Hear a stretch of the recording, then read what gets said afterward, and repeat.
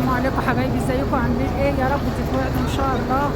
اول حاجه في رحله العمره احنا دلوقتي في الميقات السن الكبير عشان الاحرام. دي اول حاجه بنعملها، بتنوي العمره وبتتوضي وبتصلي ركعتين في الميقات وبتتوجهي للكعبه لمكه ان شاء الله.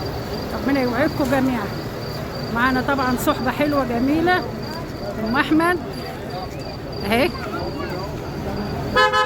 تقول لكم عقبالكم جميعا يا رب. اتفرجوا بقى على الميقات وجماله وكده والروح الحلوه اللي فيه. يا رب تنوعدوا كلكم.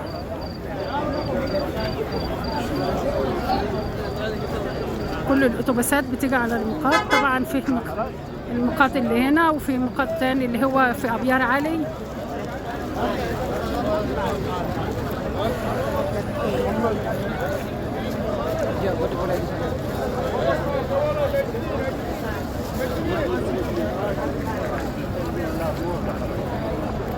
هو افضل حاجه للحريم انها تتشطف في قلب البيت وتطلع وتنوي حمرتها من هناك من بيتها وتيجي هنا في الميقات تجدد النيه وتتوضا وتصلي الركعتين.